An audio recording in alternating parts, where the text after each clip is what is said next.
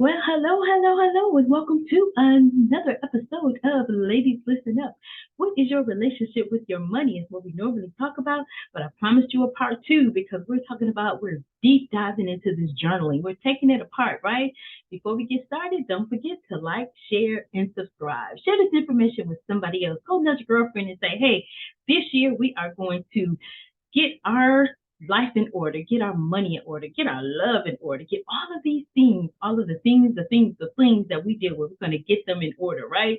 Before we get started, again, don't forget, like, share, and subscribe. Share this information with somebody else. Let's get up to those 1,000 subscribers before the end of the year. Let's make that a goal. That's one of my goals, right? So I hope everybody had a wonderful holiday. We are now in the countdown to the new year, right? We only have a few more days left in this year to get it right, right? So before we get started, I'm gonna wet my whistle. That ginger is absolutely fantastic. Let's run on over to Grandma's cookie jar. Y'all know what? Over the holiday, over the Christmas season, I was able to just lay down and rest. So I got some rest. I have energy for the end of this year and going to start next year off with a bang. So let's get on into Grandma's cookie jar and let's see what Grandma has in store for us. You gotta nourish to flourish. Ooh, wait, now that is full, right? You have to, it says you gotta nourish to flourish, right? Wow, nourish to flourish. Hmm, that means mind, body, and spirit. That means we have to get our rest, y'all. We gotta get our sleep. We're going all over the place. We're not resting. And according to statistics, it says 98 out of 100 individuals drift through life aimlessly because they don't have definite goals and plans. Isn't that something?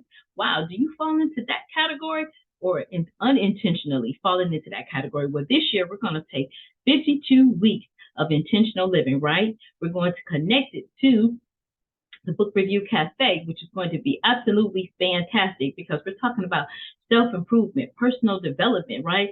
We don't have to go it alone, if you will, right? We can definitely lock arms and we can be the best that we can possibly be on purpose and with intention, right? And that means with everything, with our, whatever your goals for, weight loss or weight gain. Is it to gain more muscle? Is it to, read more? Is it to, become more educated, more well-rounded? Is it to learn a new hobby? I never knew how important hobbies are, but we have to shut down and sharpen the saw. And if we don't, we burn ourselves out and we're completely, you don't want burnout. I'm telling you, been through burnout a couple of times, being a self-proclaimed workaholic.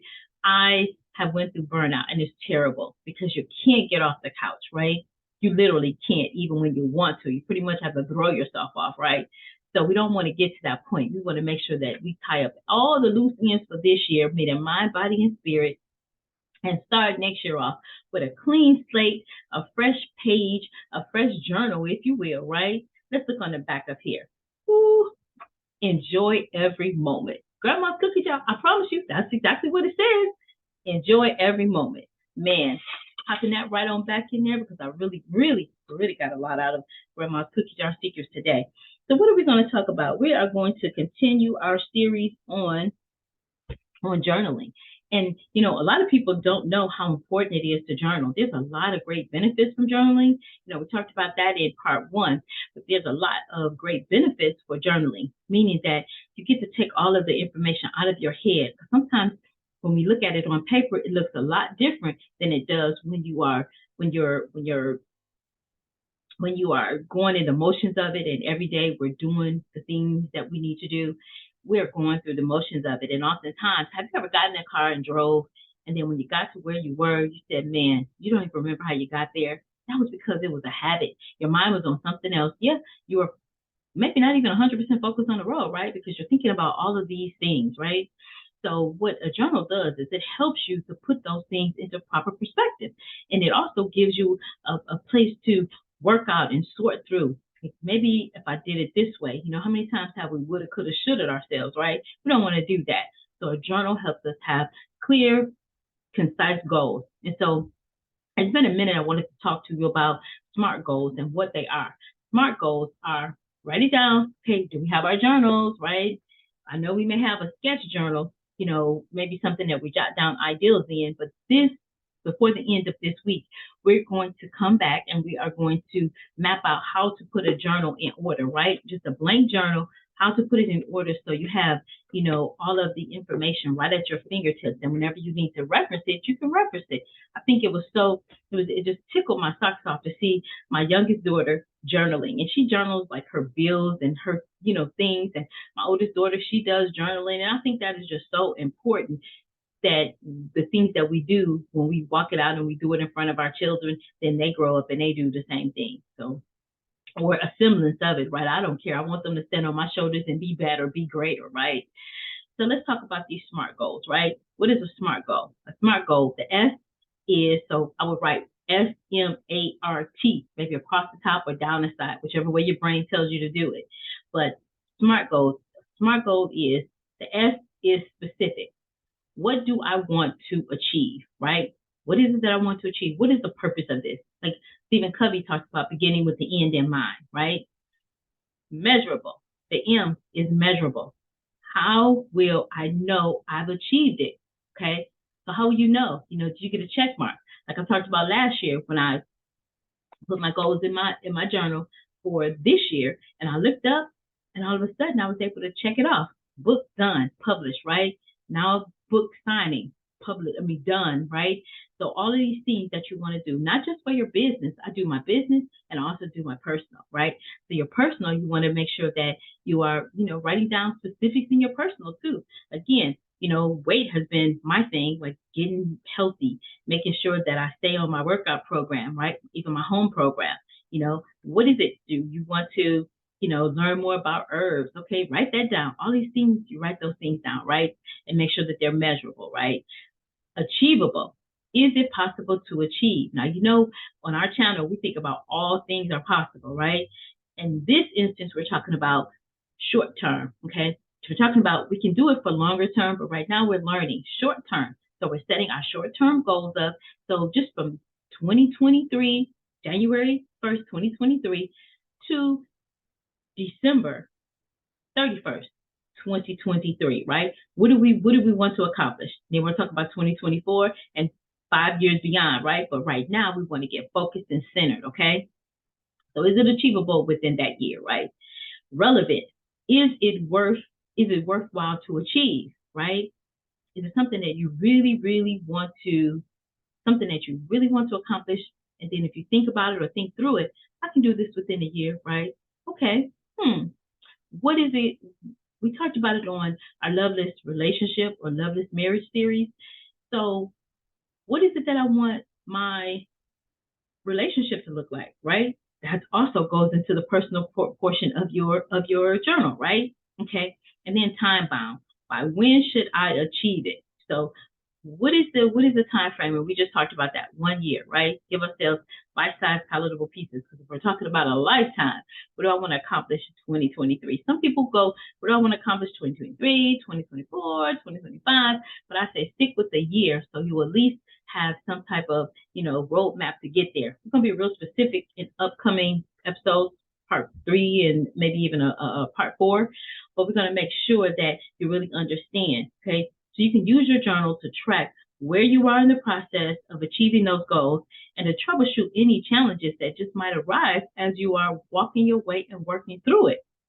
We're going to put down in the description box a link to a 52-week intentional living weekly planner, journal, if you will, because that can also help you to stay on track, okay? So decide what type of journal do you want. Like I said, I have all kinds of journals. This one is my inspirational journal, which is a master copy. So I say, this journal is here, what's in this journal is here, what's in this journal is here. And then I have my wildest dreams journal as well, right? And then, like I said, I have a blank journal that, I use for follow-ups and such. So you can use it however you want, but we want to make sure that when we go into 2023, we are doing everything that we need to do to be as successful as we possibly can in 2023. I am so excited to be walking on this journey with you because, again, I'm resetting and I'm starting again and saying, man, if I was able to accomplish the things that I accomplished in 2022, right? It doesn't matter about the challenges because we're all going to come into challenges, right? I love quoting Eric Thomas because he says, and it resonated with me, he said, life is a dog fight. And I tell you what, he never lied, y'all. It's so true. But you know what? If you know in your heart that you can do it, then all you have to do is put the baby steps to it. And before you know it, you'll have it done. Again, when I was invited to be a co-author on the Daddy Daughter project, man, there was a lot of things going on. And I said, you know what? It's a chapter. Let's see. So many things came up. So many things came up on the inside of me. I did a lot of soul searching, a lot of healing. It was just amazing process, but you never know until you actually put one step in front of the other, in front of the other. But how are we going to get there? I had to outline the chapter. I had to write, the authors about the author, right? But I had to write these things down. And oftentimes we're going, especially now, we're on the super electronic digital age where we just do everything via the electronics. But I tell you, it's nothing like writing it down. Somebody once said, it's nothing like the smell of a book and opening a book. I mean, I opened my books, I highlighted my books, right? All of these things help to keep me motivated, help to keep me on task. And then when you look up, you've accomplished so much more of so much of what it is that you want to accomplish. So again, I put the information down in the description box so that we can understand what are SMART goals. Let's review them. SMART goals. What is a SMART goal? SMART goal is specific, measurable, achievable, relevant, and time bound, right? And when you put those goals down and you live intentionally and on purpose, you'll be amazed at all of the things that will happen in your life. So I hope that was helpful to someone. Again, this is just part 2, and we're still rolling down the countdown to New Year's. But I look forward to seeing you be successful on your journey. Make sure that you write down, put in the comments, maybe some of the challenges that you're having. Let's work through this and walk through it together while we're getting those subscribers up, right? Alrighty, don't forget to tell somebody, like, share, and subscribe. Make sure that you listen, learn, and leverage the information. I look forward to your success, to all of our success. Alrighty, bye for now, and stay fearless.